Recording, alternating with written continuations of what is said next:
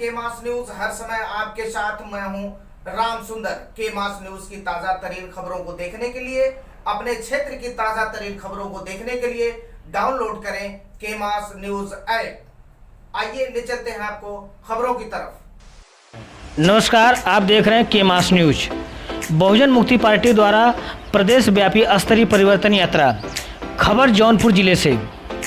शाहगंज थाना क्षेत्र सराय ख्वाजा के अंतर्गत बहुजन मुक्ति पार्टी परिवर्तन यात्रा का हुआ आयोजन। यह यात्रा पूर्वांचल विश्वविद्यालय से होते हुए कोयरीडीहा रामलीला मैदान में आयोजित हुआ। इन यात्रा में उपस्थित माननीय प्रवेंद्र सिंह, कार्यकारी राष्ट्रीय अध्यक्ष नई दिल्ली बहुजन मुक्ति पार्टी के माननीय किरण चौधरी, राष्ट्रीय अध्यक्ष महिला प्रदेश अध्यक्ष माननीय AK अम्बेडकर, VMV बिहार अमित सेठ, मंडल अध्यक्ष बहुजन मुक्ति पार्टी का कहना है कि SC ST OBC गरीब पिछड़े व्यक्ति उन सभी मुद्दों पर लड़ने का काम कर रही है। इन लोगों को जागरूक करने में जुटी हुई है। जन जागरूकता तथा पार्टी यात्रा के माध्यम से यह सरकार की जन विरोधी नीतियों को बताने का प्रयास कर रही है। आज केंद्र व राज्य सरकार, भाजपा सरकार होकर भी कोई विकास के मुद्दों पर काम नहीं कर रही। शासन सत्ता के लोग द्वारा हमारी बहन बेटियों की रोज हत्या बलात्कार हो रहे हैं। यह बहुजन मुक्ति पार्टी का कहना है कि जुर्म रोकना है। काला कानून जो लॉकडाउन में बने हैं, यह पार्टी उनका कानून तोड़ने का काम कर रहे हैं, जैसे कि गरीबों और पिछड़ों व्यक्तियों को पढ़ाई और धन छीना जा रहा है।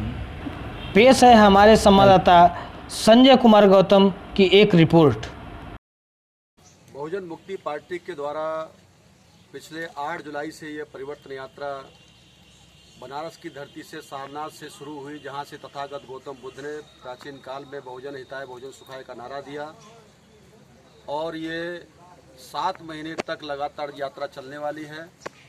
31 जनवरी 2022 को इसका समापनीय कार्यक्रम होगा लखनऊ के अंदर।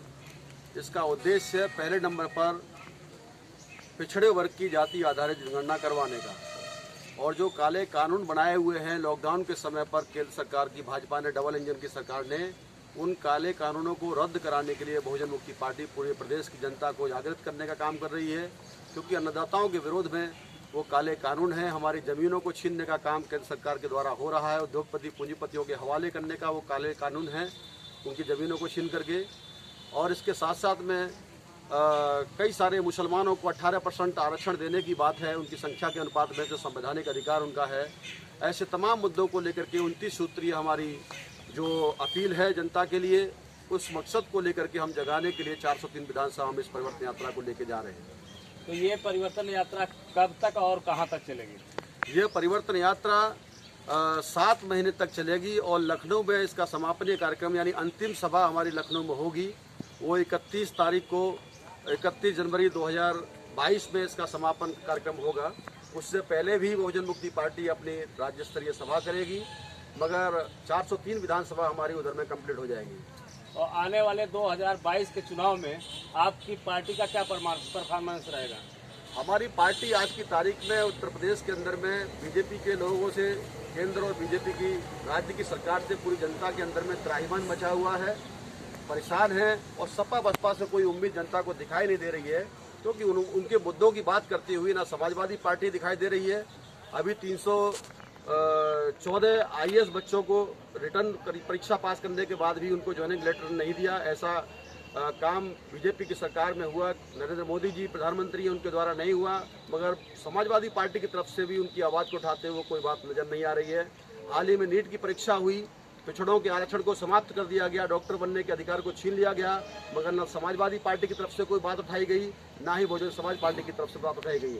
इन सभी मुद्दों को लेकर के बहुजन मुक्ति पार्टी ही एकमात्र लड़ाई लड़ रही है। हम प्रदेश की जनता को जागृत कर रहे हैं और अपार जन समर्थन हमको जनता के द्वारा मिल रहा है। 2022 के चुनाव में आपकी पार्टी कितने सीटों पर चुनाव लड़ेगी? देखिए, हमारी तैयारी, मैंने आपको बताया कि यात्रा के माध्यम से हम 403 विधानसभा में जाने वाले हैं, जा ही रहे हैं। और आज इसका हैं उसमें एक मुद्दा हमने डाला हुआ है कि अगर ये सरकारें असमर्थ हो रही हैं तो बहुजन मुक्ति पार्टी को अगर अवसर मिलता है तो आने वाले समय में हर न्याय पंचायत स्तर पर एक पुलिस चौकी होगी जो महिलाओं का होगा, यानी महिलाएं ही वहां पर स्थापित होगी और महिलाएं ही महिलाओं की सुरक्षा करेंगी। मैडम, आप कह रही हैं कि महिलाएं सुरक्षित नहीं हैं, लेकिन एक तरफ भाजपा की सरकार ये दावा कर रही है कि बेटी बचाओ बेटी पढ़ाओ और हमारे कुशासन को देखो, हम महिलाओं के लिए अनेक कार्य कर रहे हैं। इस पे आप क्या कहना चाहेंगे? देखिए, कहने और करने में बड़ा अंतर होता है। कहने और करने में बहुत बड़ा अंतर होता है। जैसे 2014 का इलेक्शन अगर आप देख लीजिए और 2017 का इलेक्शन अगर आप देख लीजिए तो उसमें यही बीजेपी के लोगों ने मंच के माध्यम से बहुत बड़े बड़े वादे किए थे, लेकिन असफल हो गए। और महिलाओं की जहां तक बात करें, और वो लोग महिलाओं के मुद्दे को उठा रहे हैं जिनके घर में महिलाएं हैं ही नहीं, जिनकी खुद की पत्नियां नहीं है, और वो कह रहे हैं कि हमें जो है मुस्लिम महिलाओं की चिंता है, हमें मुस्लिम महिलाओं की चिंता है। तो हम ये कहते हैं कि उन्हें मुस्लिम महिलाओं की चिंता नहीं है, बल्कि उनको इस बात की चिंता है कि उन्होंने जो मुसलमानों को अपने घर का दामाद बनाया, वो मुसलमान दामाद उनकी बेटियों को तलाक ना दे दे, इस बात की चिंता है। दूसरी बात कि जिन लोगों ने बिना तलाक दिए ही अपनी पत्नियों को छोड़ करके रखा है, वो महिलाओं के मुद्दे को उठा रहे।